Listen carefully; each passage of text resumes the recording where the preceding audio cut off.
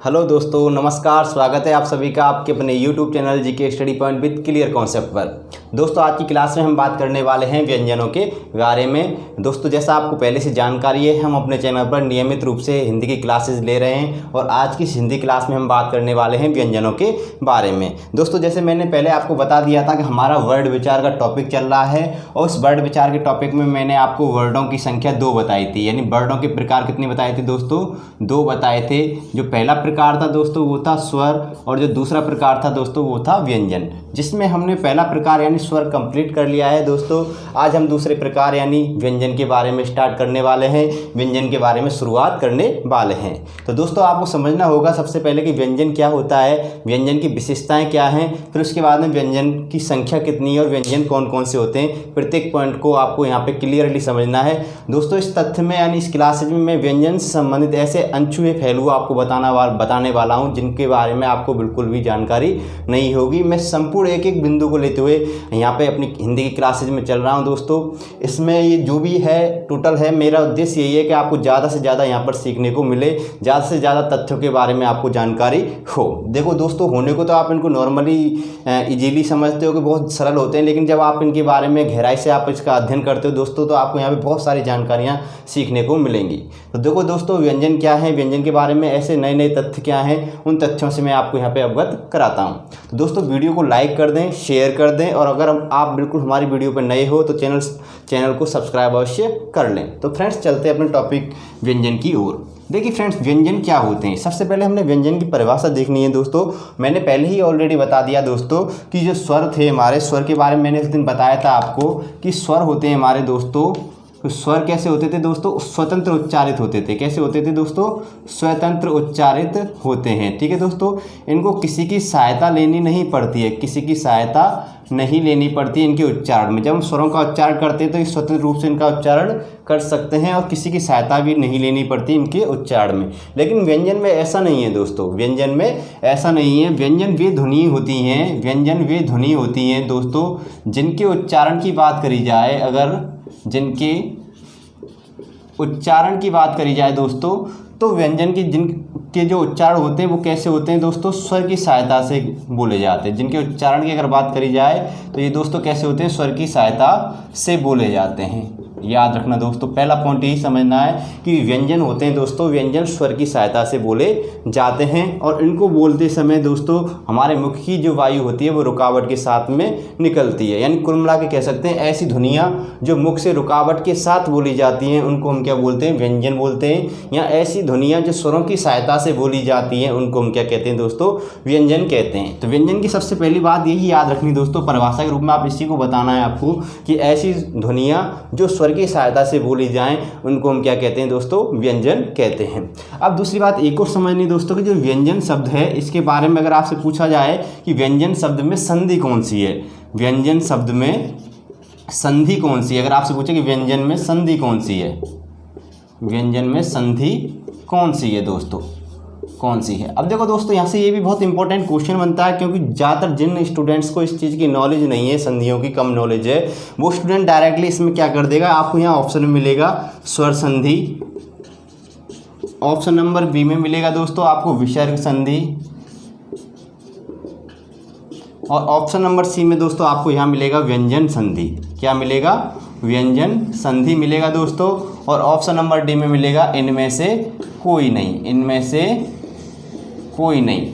जो जिन स्टूडेंट्स को संधि का अच्छा ज्ञान है वो तो सही उत्तर भर देंगे दोस्तों, इसमें सही उत्तर कर देंगे इस क्वेश्चन का। लेकिन जिन स्टूडेंट्स को संधि का अच्छा ज्ञान नहीं है, सही ज्ञान नहीं है, कम ज्ञान है, वो स्टूडेंट्स यहाँ पे क्या कर देंगे? कंफ्यूज हो जाएंगे। वो क्या कर देंगे? जल्दबाजी में व्यंजन संधि कर देंगे। लेकिन याद रखना दोस्तों, इस खुद व्यंजन शब्द में व्यंजन संधि नहीं है। इस व्यंजन शब्द में दोस्तों होती है स्वर संधि। कौन सी होती है? स्वर संधि होती है। और स्वर संधि का भी दोस्तों एक भेद है, यण संधि। कौन सी है दोस्तों?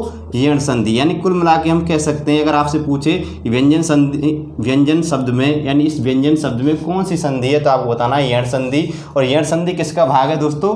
स्वर संधि का भाग है। कैसे है दोस्तों? अगर इस व्यंजन शब्द का हम विच्छेद करें तो क्या होगा दोस्तों? वी धन अंजन, वी धन अंजन। जैसा आपको जानकारी होगी दोस्तों, हम शब्द वर्णों को तोड़ते हैं तो इसमें निकलेगा क्या, वा धन ई, वी से निकलेगा। और इधर से हम अगर इसको बात करें, आ को करें तो यहाँ हमारा क्या निकल जाएगा, यहाँ पे आ निकल जाएगा। इसके बाद में हमारा क्या आ जाएगा, अनुस्वार आ जाएगा। क्या आ जाएगा दोस्तों, अनुस्वार आ जाएगा। लेकिन हमें तो बस ये 2 वर्ड, यानी कहते हैं कि इस प्लस के आगे का वर्ड और इस प्लस के बाद का वर्ड की आवश्यकता होती है। जबकि हमारी यण संधि में कहा गया है कि अगर ई या ई के बाद में कोई भी भिन्न स्वर आए, कोई भी भिन्न स्वर आए तो दोस्तों ई या ई के स्थान पे क्या हो जाता है, या हो जाता है। बात समझ गए दोस्तों।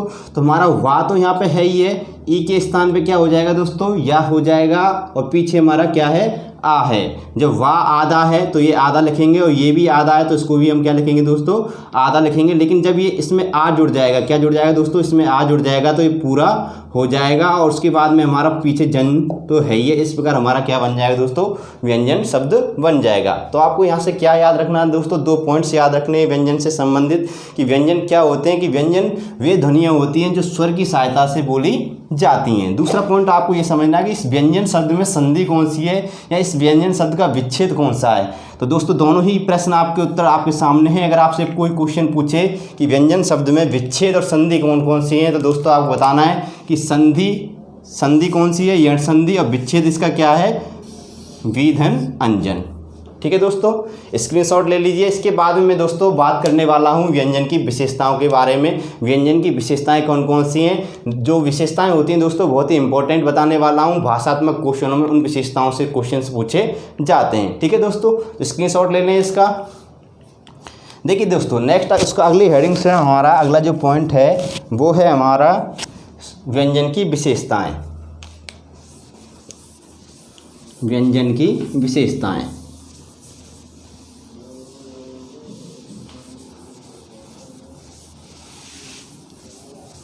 व्यंजन की विशेषताएं। देखिए दोस्तों, नेक्स्ट अगला जो हम पॉइंट करने वाले हैं वो करने वाले हैं व्यंजन की विशेषताएं।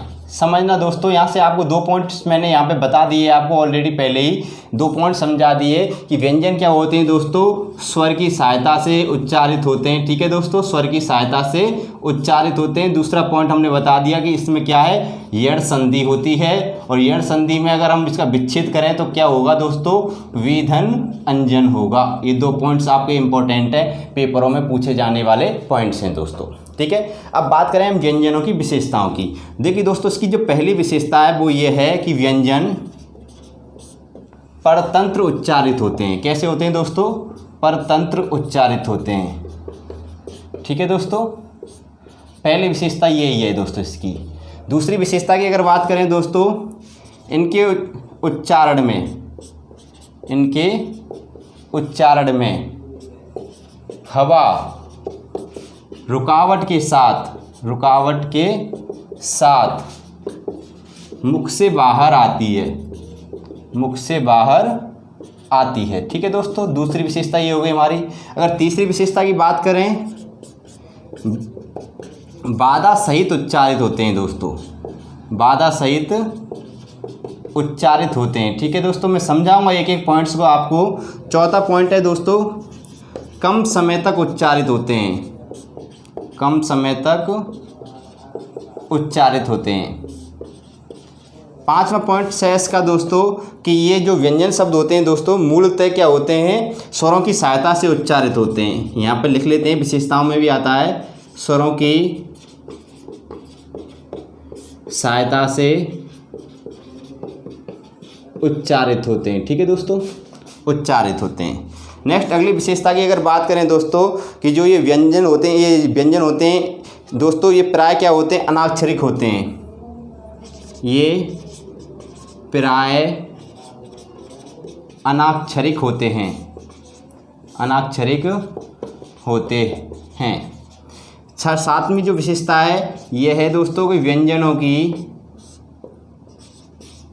मात्रा नहीं होती, व्यंजनों की कोई भी मात्रा नहीं होती दोस्तों। और दूसरी एक और बात याद रखना, 8वीं विशेषता कि संस्कृत में इन्हें अर्धमात्रिक माना जाता है, अर्धमात्रिक माना जाता है। तो दोस्तों ये हमारी क्या है 8 मुख्य विशेषताएं हैं व्यंजनों की, जो पेपरों में आपके लिए बहुत ही इंपॉर्टेंट है, पेपरों में पूछी जाती हैं कि व्यंजनों की विशेषताएं कौन कौन सी हैं। ठीक है दोस्तों, बात यहाँ तक क्लियर हो गई। अब देखो समझना, मैं एक एक पॉइंट्स को समझाता हूँ यहाँ पे कि इन विशेषताओं का महत्व क्या है हमारे लिए हिंदी में। कि देखो दोस्तों व्यंजन कैसे होते हैं दोस्तों, परतंत्र उच्चारित होते हैं। यानी हमने ये पहला पॉइंट पढ़ा कि कैसे होते हैं दोस्तों, परतंत्र उच्चारित। परतंत्र का मतलब यही होता है दोस्तों कि दूसरे की सहायता से, यानी परतंत्र का मतलब किसी के अधीन रहते हैं, ये स्वयं अपने आप उच्चारित नहीं हो पाते हैं। ये जब तक इनमें स्वर की सहायता नहीं मिलेगी तब तक ये उच्चारित नहीं हो पाएंगे। इस वजह से इनको क्या बोलते हैं, अधीन बोलते हैं। किनके अधीन बोलते हैं, स्वरों के अधीन बोलते हैं। इस वजह से इनका उच्चारण कैसा होता है, परतंत्र उच्चारण होता है। दूसरी बात ये होती है जब इनका उच्चारण किया जाता है तो हमारे मुख से जो हवा निकलती है दोस्तों, वो किसी ना किसी मुख के अवयव से टकरा कर बाहर आती है। इसी वजह से इनको कहते हैं कि इनके उच्चारण में जो हवा होती है रुकावट के साथ बाहर आती है। इसी को हम क्या बोलते हैं, बाधा सहित। जब ये टकराएगी तो शब्दों को बोलने में, वर्णों को बोलने में हमारे क्या होगी, बाधा उत्पन्न होगी। इस वजह से इनको हम क्या कहते हैं, बाधा सहित उच्चारित वर्ण कहते हैं। कम समय तक उच्चारित होते हैं। देखिए दोस्तों कम समय तक क्यों उच्चारित होते हैं, जैसे मैं यहाँ पर कोई भी स्वर व्यंजन लिख देता हूँ। मैंने लिख दिया क, मैंने लिख दिया ख, और फिर मैंने यहाँ पे लिख दिया स्वर आ, फिर मैंने यहाँ पे लिख दिया बड़ा आ। अब इनका उच्चारण इनका कीजिए, स्वरों का और व्यंजनों का कीजिए। जब आधा का लिख दिया दोस्तों तो इसको हम क बस इतना बोलेंगे, ख बस इतना बोलेंगे, लेकिन इसको हम लंबे समय तक बोल सकते हैं। आ खींच के बोल सकते हैं, कितनी भी लंबी ध्वनि तक बोल सकते हैं, लेकिन आधे का को यानी आधे खा को यानी व्यंजन वर्णों को मात्र हल्के से ही बोल पाते हैं, क ख। लेकिन जब इनको हम खींच के बोलेंगे का, तो लेकिन जब का खींच के बोलेंगे तो पीछे किसकी ध्वनि आने लगी, आ की ध्वनि आने लगी। इसका मतलब है कि जब इनको अगर खींच के बोलेंगे, लंबे समय तक बोलेंगे, तो ये स्वरों की सहायता से ही बोले जाएंगे। खुद की सहायता से तो केवल ये बहुत हल्के समय तक यानी कम समय तक बोले जाते हैं। बात क्लियर हो गई दोस्तों हमारी, कि स्वरों की सहायता से उच्चारित होते हैं। ये तो मैंने कई बार समझा ही दिया है। फिर सबसे ज़्यादा जो इंपॉर्टेंट पॉइंट्स है हमारे पेपर के लिए इन सभी विशेषताओं में दोस्तों ये है, सबसे ज़्यादा इंपॉर्टेंट यही है दोस्तों, कि जो व्यंजन होते हैं वो कैसे होते हैं, अनाक्षरिक होते हैं, यानी अक्षर नहीं होते। कैसे नहीं होते ये दोस्तों, अक्षर नहीं होते। अनाक्षरिक का मतलब इनको अक्षर नहीं माना जाता, ये अक्षर नहीं होते। स्वरों को, व्यंजनों को क्या नहीं माना जाता दोस्तों, अक्षर नहीं माना जाता। हमेशा ध्यान रखना दोस्तों, जब हलंत लगा हुआ है तो इसका मतलब है कि ये क्या हो गए दोस्तों, व्यंजन ऐसे हो गए कि इनके अब खंड नहीं कर सकते। और आपको पता है कि वे ध्वनियाँ जिनके कोई भी हम खंड नहीं कर सकते उनको हम क्या बोलते हैं, वर्ड बोलते हैं, ना कि अक्षर। ठीक है दोस्तों, वर्ड बोलते हैं ना कि अक्षर। तो याद रखना दोस्तों, बात समझ गए होंगे कि हमारे व्यंजन होते हैं वो वर्ड होते हैं, अक्षर नहीं होते। व्यंजनों को केवल हम वर्ड कह सकते हैं, अक्षर नहीं। इस वजह से हमारे जो व्यंजन होते हैं अनाक्षरिक होते हैं। जबकि स्वर होते हैं दोस्तों, तो स्वर भी याद रखना दोस्तों। पर स्वर क्या होते हैं दोस्तों, इस बात का समझना, स्वर अक्षरिक होते हैं। स्वर अक्षरिक होते हैं, स्वतंत्र होते हैं, उनके हम खंड भी कर सकते हैं। ठीक है दोस्तों, उनकी ध्वनियों के क्या कर सकते हैं, खंड। लेकिन स्वर भी हमारे अनाक्षरिक माने गए हैं। लेकिन जब हम बड़ा आ स्वर लिख देते हैं तो इसका खंड हो जाता है दोस्तों। क्या हो जाता है, खंड हो जाता है। इस वजह से हम इनको अक्षरिक मानते हैं। लेकिन व्यंजन कैसे होते हैं दोस्तों, अनाक्षरिक होते हैं। दूसरी बात, व्यंजनों की मात्रा नहीं होती। ये मैंने स्टार्टिंग में स्वर पढ़ाते समय बता दिया कि मात्राएं केवल स्वरों की होती हैं। हमारे हिंदी में 10 मात्राएं मानी गई हैं, और सांकेतिक रूप से एक भाषा यानी आ की भाषा को भी माना गया है, जो दृश्य रूप से नहीं होती, अदृश्य रूप से। दृश्य रूप से 10 मात्राएं होती हैं हमारी हिंदी में। दूसरी बात कि संस्कृत में इन्हें अर्धमात्रिक माना गया। ये भी बात ये इंपॉर्टेंट है दोस्तों, कि जब स्वरों की कोई मात्रा नहीं होती तो स्वरों की मात्राएं कितनी लगती हैं, तो याद रखना प्रत्येक स्वर की मात्रा बस आधी होती है। कितनी होती है, आधी होती है। इनको अर्धमात्रिक माना जाता है। प्रत्येक जो व्यंजन होता है उस व्यंजन की मात्रा कितनी होती है, आधी।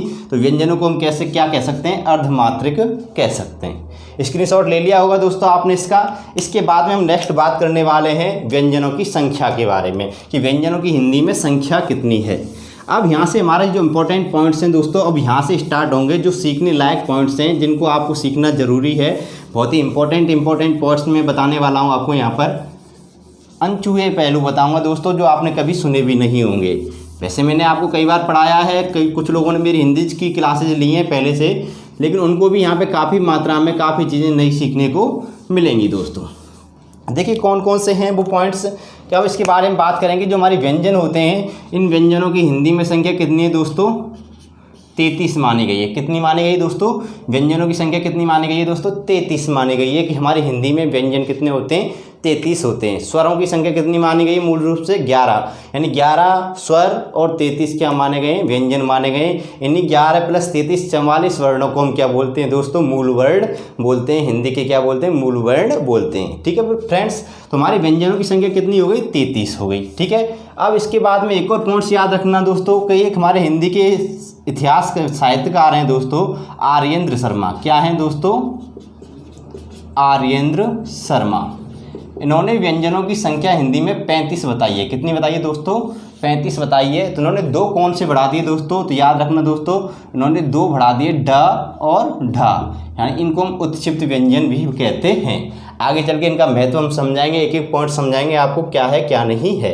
तो बात समझ में आपको आ गई होगी या कि हमारे व्यंजनों की संख्या कितनी है? 33। लेकिन आर्येंद्र शर्मा के नाम से पूछे कि आर्येंद्र शर्मा ने व्यंजनों की संख्या कितनी बताई है, तो आपको बता देना दोस्तों 35 बताइए। अब देखिए दोस्तों, ये 33 व्यंजन कौन कौन से हैं इनके बारे में हम आपको बताते हैं। एक एक पॉइंट समझना दोस्तों। अब यहाँ से हमारे इंपॉर्टेंट फैक्ट्स की क्लासेस शुरू हो गई। अब यहाँ से हम बहुत इंपॉर्टेंट फैक्ट्स, नए फैक्ट्स आपको बताने वाले हैं। देखिए दोस्तों, सबसे पहले मैं ये इरेज कर रहा हूँ दोस्तों, हम 33 व्यंजनों के बारे में पढ़ेंगे। 33 व्यंजन कौन कौन से हैं हमारे दोस्तों? यहाँ मैं लिख देता हूँ 33। ठीक है, व्यंजन। ठीक है दोस्तों, हमारे क्या है? 33 व्यंजन है हिंदी में। अब देखो दोस्तों, सबसे पहले हम शुरू करते हैं स्टार्टिंग कि का वर्ग,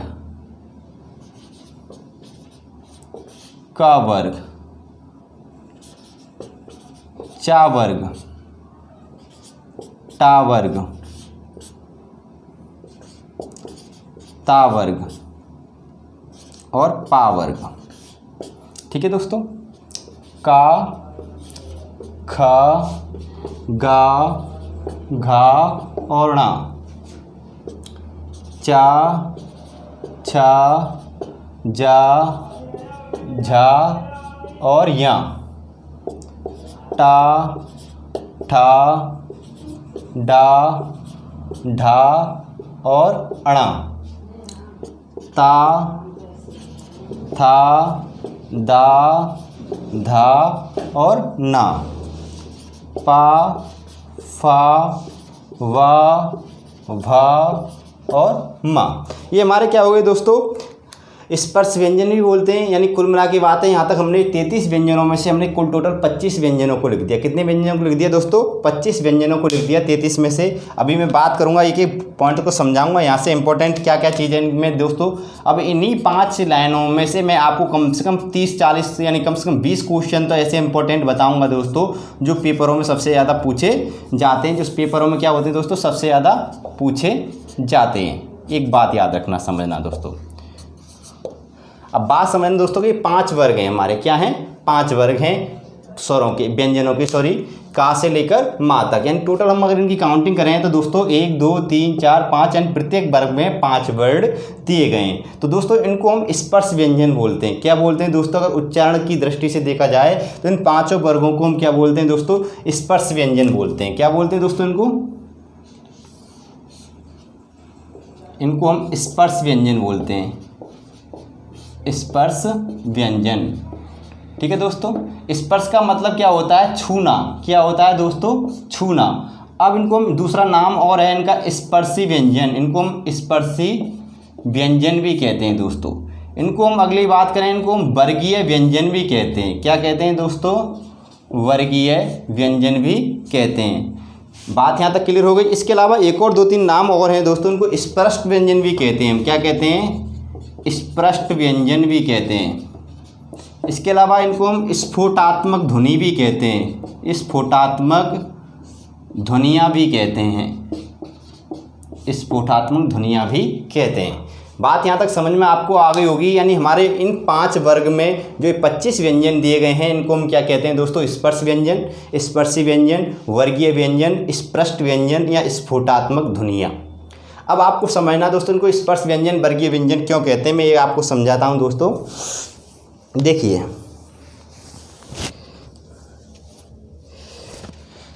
दोस्तों कि स्पर्श व्यंजन इनको इसलिए कहते हैं दोस्तों कि स्पर्श का तात्पर्य होता है छूना। क्या होता है दोस्तों? स्पर्श का तात्पर्य होता है छूना।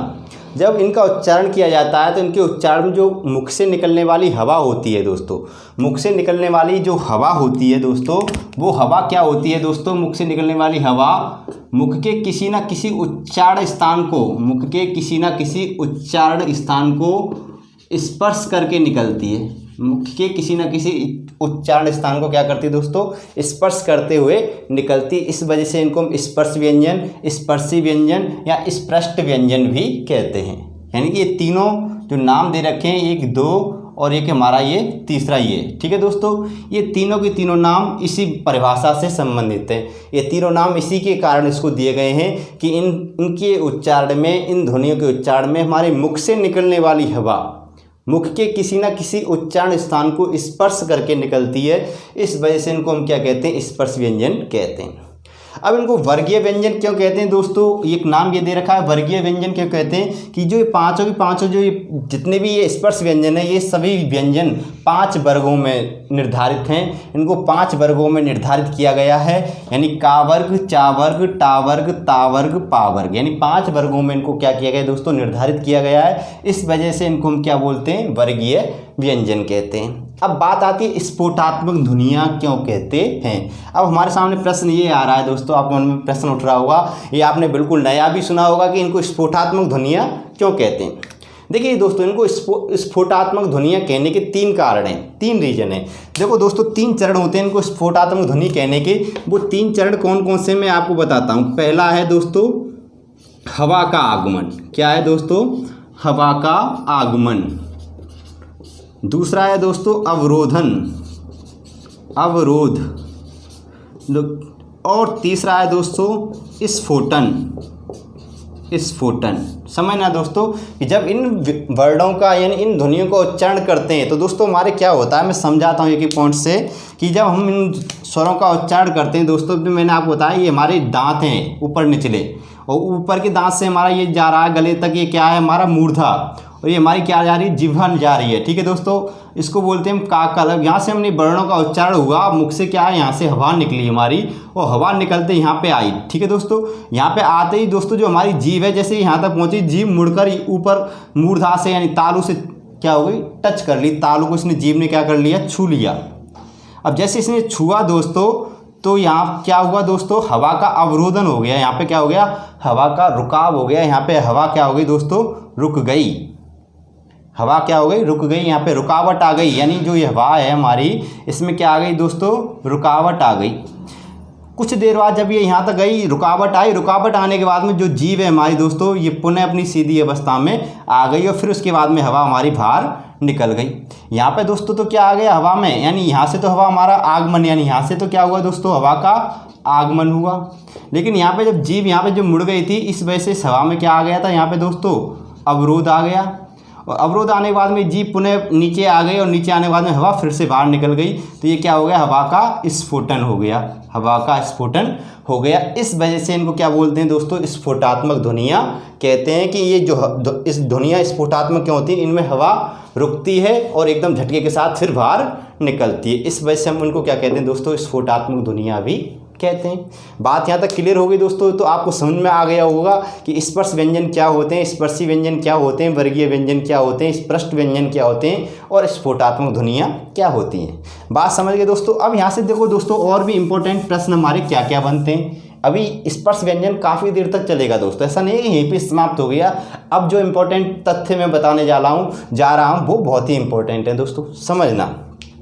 अब यहाँ से प्रश्न हमारे क्या बनते हैं कि देखो दोस्तों, एक प्रश्न हमारा यहाँ से बनता है कि स्पर्श व्यंजन होते हैं, स्पर्श व्यंजन होते हैं, तो आपको का से मा तक आपसे क्वेश्चन पूछा जाएगा, स्पर्श व्यंजन होते हैं का से मा तक। एक कुछ प्रश्न का क्या होगा दोस्तों, उत्तर। कभी कभार एग्जामिनर ये पूछ लेता है कि स्पर्श व्यंजन होते हैं, तो आपको बताना है का से लेकर मा तक जितने भी वर्ड आते हैं उन सभी को हम क्या बोलते हैं दोस्तों, स्पर्श व्यंजन बोलते हैं। ऑप्शन में वो क्या रख देता है दोस्तों, आ से लेकर मा तक रख देता है, का से लेकर मा तक रख देता है, और का से लेकर ज्ञा तक रख देता है, और का से लेकर हा तक रख देता है। आपका सही उत्तर होगा का से लेकर मा तक वर्णों को हम क्या बोलते हैं, स्पर्श व्यंजन। अगला क्वेश्चन पूछेगा कि स्पर्श व्यंजनों की संख्या कितनी होती है, तो आपको बतानी है स्पर्श व्यंजनों की संख्या कितनी होती है दोस्तों, 25। अगर आपसे पूछा है कि स्पर्श व्यंजनों में वर्गों की संख्या कितनी है, तो स्पर्श व्यंजन में कितने वर्ग होते हैं दोस्तों, हमारी हिंदी में कितने वर्ग होते हैं, या स्पर्श व्यंजनों में कितने वर्ग होते हैं, 5 वर्ग होते हैं। बात यहाँ तक क्लियर हो गई दोस्तों आपको। तो ये 3 प्रश्न आपको यहाँ से और याद रखने कि स्पर्श व्यंजन खा से लेकर का से लेकर मा तक होते हैं, इनकी संख्या कितनी होती है, 25 होती है। कितनी संख्या होती है दोस्तों, स्पर्श व्यंजनों की 25 संख्या होती है। और स्पर्श व्यंजनों में कुल कितने वर्ग होते हैं, या फिर हमारी हिंदी वर्णमाला में कुल कितने वर्ग हैं, तो आपको बता देना है 5 वर्ग। और फिर उसके बाद में नेक्स्ट अगला क्वेश्चन आपसे पूछेगा कि प्रत्येक वर्ग में वर्णों की संख्या कितनी होती है। तो याद रखना प्रत्येक वर्ग में वर्णों की संख्या कितनी है दोस्तों, 1 2 3 4 5। प्रत्येक वर्ग में वर्णों की संख्या कितनी है, 5 वर्णों की संख्या। ठीक है दोस्तों। स्पर्श व्यंजनों की संख्या, स्पर्श व्यंजनों की संख्या और स्पर्श व्यंजन, स्पर्श व्यंजन। अगर आपसे पूछे स्पर्श व्यंजन होते हैं तो का से मा तक, स्पर्श व्यंजनों की संख्या 25 और वर्णों की संख्या प्रत्येक वर्ग में, किसमें, प्रत्येक वर्ग में। तो याद रखना 5 और कुल वर्ग कितने हैं हमारे हिंदी में, 5। यहाँ तक क्वेश्चन समझ में आ गए दोस्तों। ये चारों के चारों क्वेश्चन आपके लिए बहुत ही इंपॉर्टेंट हैं और पेपरों में पूछे जाते हैं। राइट फ्रेंड्स, यहाँ तक क्लियर हुए सारे पॉइंट्स। अब उसके बाद में मैं नेक्स्ट इंपॉर्टेंट तथ्यों पे बात करता हूँ। इसके और भी इंपॉर्टेंट पॉइंट्स हैं, वो कौन कौन से हैं इनको समझना दोस्तों। स्क्रीनशॉट ले लें दोस्तों इसका पहले यहाँ पे, क्योंकि मैं नीचे की चीज़ों का और बैक साइड वाली चीज़ों को इरेज करूँगा अब मैं।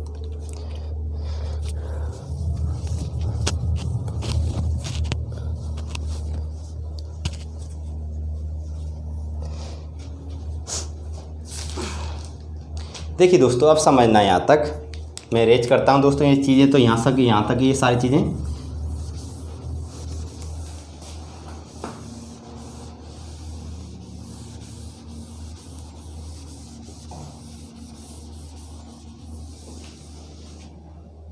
अब देखो समझना दोस्तों, हमारे 5 वर्ग हैं। 5 वर्ग में से मैं सबसे पहले एक एक चीज़ समझाता जाऊंगा। कि पहले तो हम देखो दोस्तों, ये जो वर्ड है ये ले लेते हैं का, खा और गा।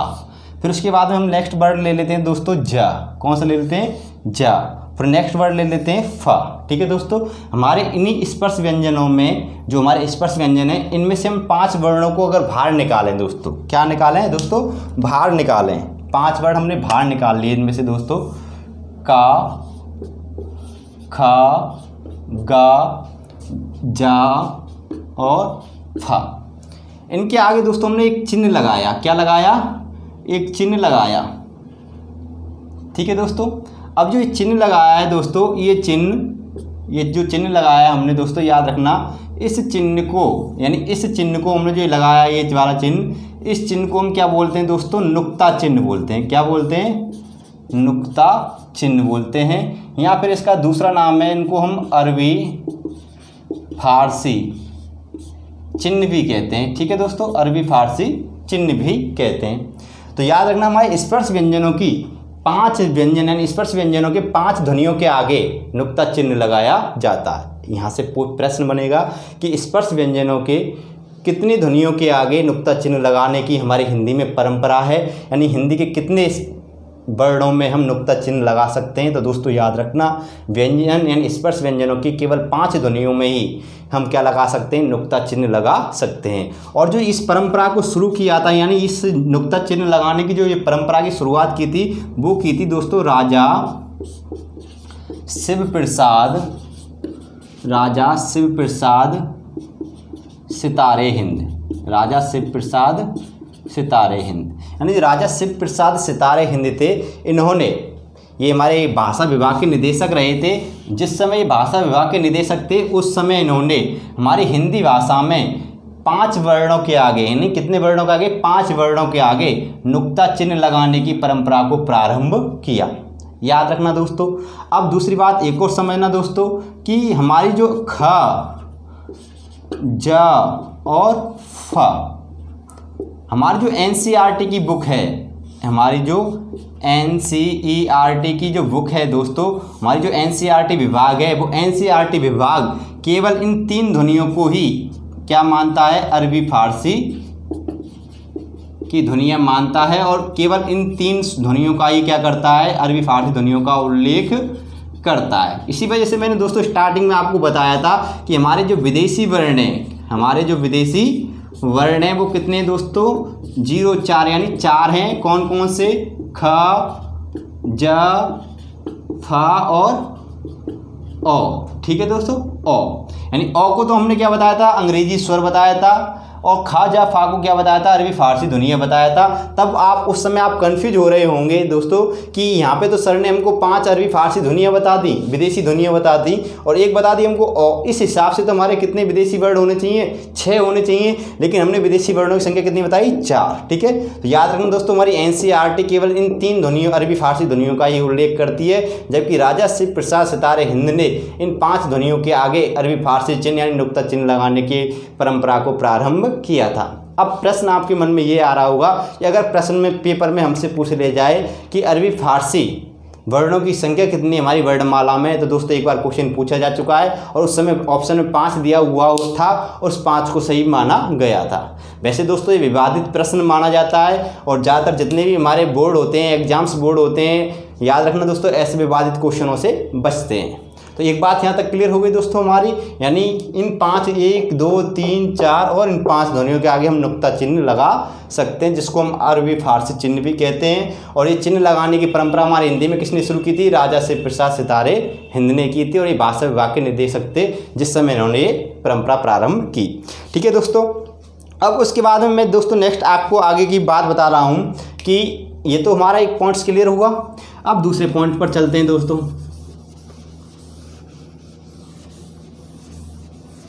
अब दूसरा पॉइंट मैं आपको बताता हूँ यहाँ से झा का, किसका बताता हूँ दोस्तों, इस झा को ले लीजिए आप। ठीक है दोस्तों, अब हमने यहाँ पे ले लिया ये झा। ठीक है दोस्तों, कौन सा ले लिया, ये झा ले लिया,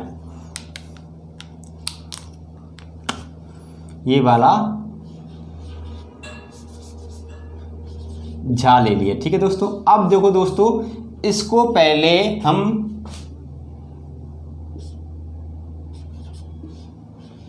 इस तरीके से लिखते थे, इसको हम पहले झा को किस तरीके से लिखते थे, इस तरीके से लिखते थे।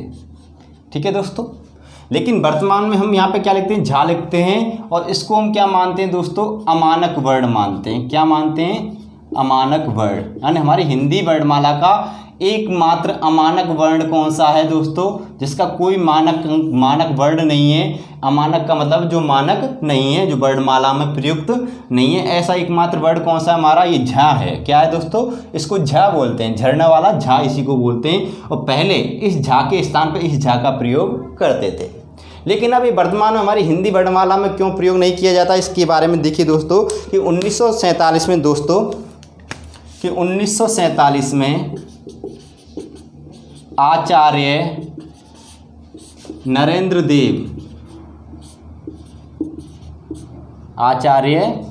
देव की अध्यक्षता में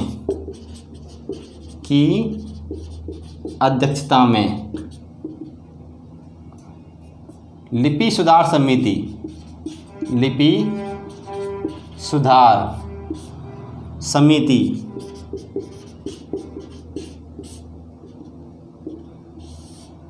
का गठन किया गया था दोस्तों, का गठन किया गया। ठीक है दोस्तों, और इसकी गठन कहाँ पे हुआ था दोस्तों, उत्तर प्रदेश में। कहाँ पे हुआ था दोस्तों, ये उत्तर प्रदेश में हुआ था। इस समिति का गठन लखनऊ में, उत्तर प्रदेश के लखनऊ में इस लिपि सुधार समिति का गठन किया गया 1947 में, और किसकी अध्यक्षता में, आचार्य नरेंद्र देव की समिति की अध्यक्षता में। और इस समिति ने, आचार्य नरेंद्र देव की जो समिति थी, इस समिति ने दोस्तों क्या किया कि इसको अमानक वर्ण माना। क्या माना, इसको अमानक वर्ण मानकर हिंदी के प्रयोग से क्या कर दिया, हिंदी के प्रयोग से बाहर कर दिया। ठीक है दोस्तों, अब आचार्य नरेंद्र देव समिति, अगर आपसे क्वेश्चन पूछा जाए कि इसको अमानक वर्ड की संज्ञा किसने दी थी, तो आपको बता देना है आचार्य नरेंद्र देव समिति ने दी थी। और आचार्य नरेंद्र देव समिति का एक और इम्पोर्टेंट क्वेश्चन बहुत ज़्यादा पेपरों में पूछा जाता है कि आचार्य नरेंद्र देव समिति यानी इसी समिति ने आ की 12 खड़ी को, यानी आ की 12 खड़ी को भ्रामक माना। क्या माना दोस्तों? आ की 12 खड़ी को भ्रामक माना। ये कई बार पूछा गया है कि किसने आ की 12 खड़ी को भ्रामक माना? आचार्य नरेंद्र देव ने। और समिति पूछे तो आचार्य नरेंद्र देव समिति ने। तो याद रखना दोस्तों, हमारी हिंदी वर्णमाला का एकमात्र अमानक वर्ण कौन सा है? ये क्वेश्चन बहुत पेपरों में पूछा जाता है। तो ये है झ, जो झा के स्थान पर पहले प्रयुक्त होता था, और इसको हमारे हिंदी के प्रयोग से किसने बाहर किया? अमानक वर्ण की संज्ञा किसने दी थी? आचार्य नरेंद्र देव समिति ने दी थी। और दूसरा क्वेश्चन ये है कि आ की 12 खड़ी को भ्रामक किसने माना था? तो याद रखना, आ की 12 खड़ी को भ्रामक किसने माना था? आचार्य नरेंद्र देव समिति ने माना था। ठीक है दोस्तों, यहाँ तक बात क्लियर हो गई। अब उसके बाद मैं नेक्स्ट पॉइंट की ओर चलता हूँ। नेक्स्ट पॉइंट है हमारा, इसी में समझना दोस्तों कि इसके अलावा हमारे हिंदी वर्णमाला के 2 और वर्ण हैं। हिंदी वर्णमाला में इसी में स्पर्श व्यंजनों में 2 वर्ण और हैं दोस्तों। वो 2 वर्ण कौन से हैं दोस्तों? ये हैं डा और ढा।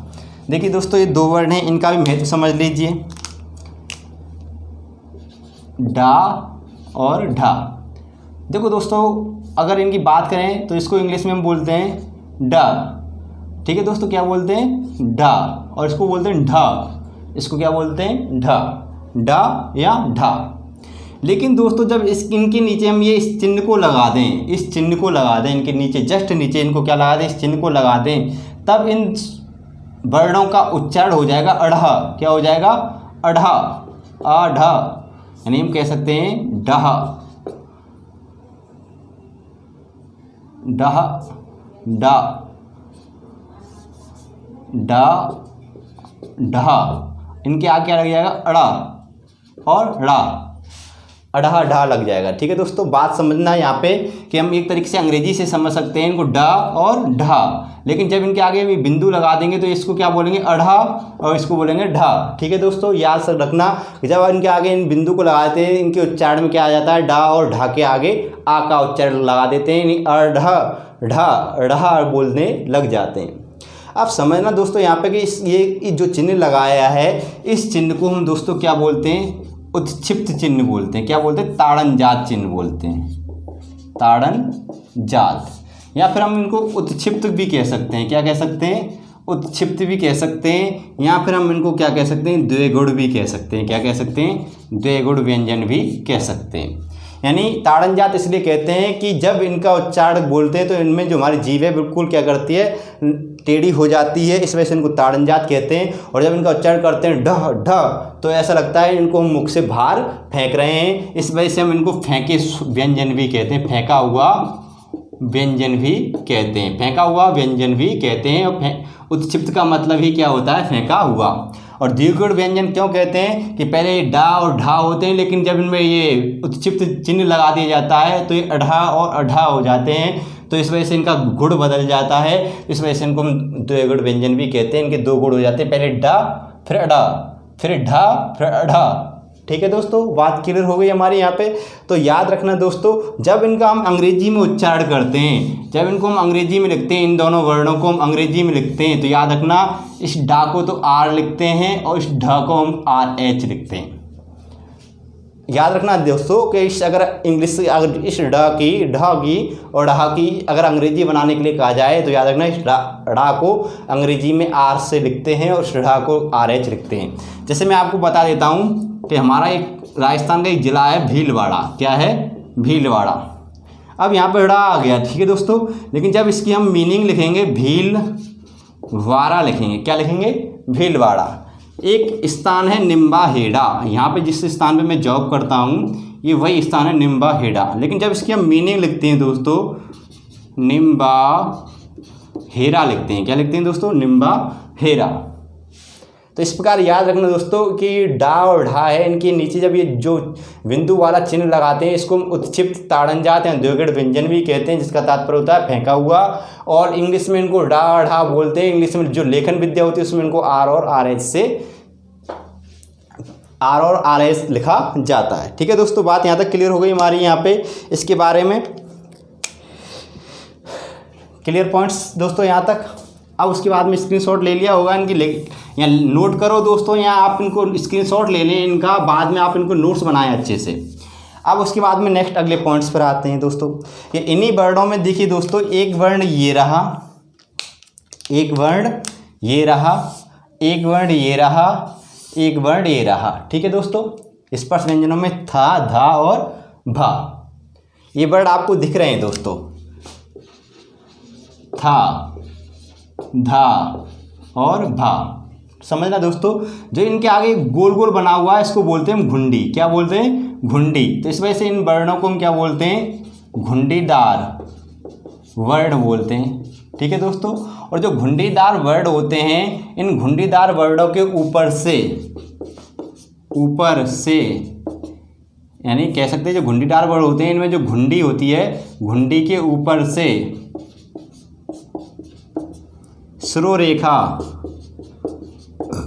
श्रोरेखा कभी नहीं गुजरती, कभी नहीं गुजरती। बात समझना दोस्तों, अगर हम यहाँ पे लिख रहे हैं भालू, तो जो श्रोरेखा बस इतनी लिखेंगे, इसके ऊपर नहीं लिखाएंगे। ठीक है दोस्तों, अगर हम लिख रहे हैं धनुष, तो याद रखना दोस्तों, धनुष में हम श्रोरेखा को केवल यहीं तक खींचते हैं, इसके ऊपर नहीं लेके आते।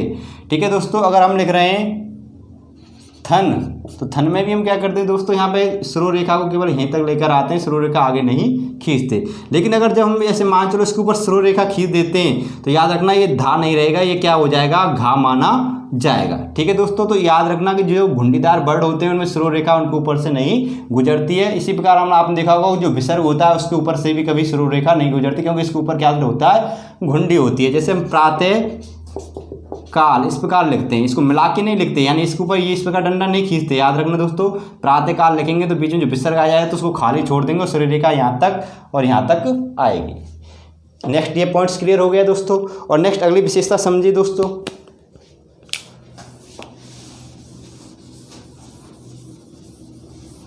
नेक्स्ट अगली विशेषता सुनिए इन्हीं वर्णों की, कि जब दोस्तों मैं आपसे ये कहता हूँ कि इनका मौखिक उच्चारण कीजिए, इन वर्गों का क्या कीजिए? मौखिक उच्चारण कीजिए। या मैं ये कह दूं कि इस काका और इस खा का मौखिक उच्चारण कीजिए, तो हम लोग कैसे उच्चारण करते हैं दोस्तों? आपने देखा होगा, का से कबूतर, खा से खरगोश, इस तरह से हम इनका क्या करते हैं? मौखिक उच्चारण करते हैं। क्या का मतलब कबूतर होता है? तो जब का मतलब कबूतर होता है तो इसका मतलब क्या है दोस्तों? जब खा का मतलब ही खरगोश होता है तो फिर इतना बड़ा लिखने की हमें आवश्यकता क्यों पड़ रही है? तो याद रखना दोस्तों, का से कबूतर नहीं होता है, खा से खरगोश नहीं होता है। याद रखना दोस्तों, केवल छोटी क्लासों में, याद रखना दोस्तों, केवल छोटी क्लासों में साचर्य के लिए ऐसा उच्चारण होता है। ठीक है दोस्तों, ऐसा उच्चारण होता है। याद रखना दोस्तों, आपने छोटी कक्षा में एक विधि पढ़ी होगी दोस्तों, आप मनोविज्ञान में, साचर्य विधि, किसी चीज़ से जोड़कर पढ़ना। साचर्य विधि का तात्पर्य होता है, साचर्य विधि का मतलब क्या होता है? किसी चीज़ को जोड़कर पढ़ना ही साचर्य विधि होती है। और इसके जो जनक थे दोस्तों वो थे madam Maria Montessori, madam Maria Montessori. ठीक है दोस्तों, तो याद रखना, का को का से कबूतर नहीं बोलते, खा को खा से खरगोश नहीं बोलते, केवल छोटी क्लासेज में साचर्य के लिए ऐसा उच्चारण किया जाता है, ऐसे उच्चारित करवाए जाते हैं। इस वजह से इनको क्या बोलते हैं? हम साचर्य, यानी का से कबूतर खा से खरगोश बोलते हैं। इनका अगर सही उच्चारण करना है दोस्तों, तो इनका सही उच्चारण कैसे होगा दोस्तों? इनके सही उच्चारण होगा, इनको बोलेंगे हम खकार, इसको क्या बोलेंगे हम? ककार। क्या बोलेंगे? ककार, यानी इसको ककार बोलेंगे, इसको खकार बोलेंगे। उसी प्रकार जितने भी हमारे वर्ण हैं, जितने भी हमारे व्यंजन हैं, इनको हम क्या बोलेंगे? ककार, खकार, गगार, खगार, चकार, छकार, जकार, झकार, इस प्रकार बोलेंगे। ये बात हमारे यहाँ तक क्लियर हो गई। ठीक है दोस्तों, अब उसके बाद में जो नेक्स्ट अगला पॉइंट्स पढ़ेंगे हम दोस्तों, इसके बाद में हमारे कितने 33 व्यंजनों में से हमने 25 व्यंजनों के बारे में पढ़ लिया। कितने व्यंजनों के बारे में पढ़ लिया? 25 व्यंजनों के बारे में पढ़ लिया। शेष हमारे कितने रह गए दोस्तों? 8 व्यंजन और रह गए। आगे की जो क्लास है दोस्तों, वो शेष क्लास हम कल की क्लास में पढ़ेंगे दोस्तों। शेष भाग हम कल पढ़ाएंगे आपको। आज की क्लास में बस इतना ही दोस्तों। बहुत सारे मैंने आपको यहाँ पे अनछुए पहलू कराए, बहुत सारे इंपॉर्टेंट तथ्य समझाए। यहाँ पे सारे इंपॉर्टेंट पॉइंट्स हैं। एक एक चीज़ को मैंने यहाँ पे साक्षर विधि के माध्यम से, यानी यहीं से ही जोड़कर लेते हुए, समझाते हुए मैंने आपको समझाया है दोस्तों। मेरे हिसाब से ये टॉपिक्स आपके अच्छे से समझ में आ गया होगा, लेकिन कहीं पे भी आपको दिक्कत होती है तो एक बार वीडियो को रिपीट करके अवश्य देख लें। ठीक है दोस्तों, तो आज की वीडियो में बस इतना ही दोस्तों। वीडियो को दोस्तों लाइक अवश्य करना दोस्तों, जाते जाते शेयर अवश्य करना। अगर आपने अभी तक हमारा चैनल सब्सक्राइब नहीं किया है तो सब्सक्राइब अवश्य करना। तो दोस्तों चलते हैं, मिलते हैं आपसे नेक्स्ट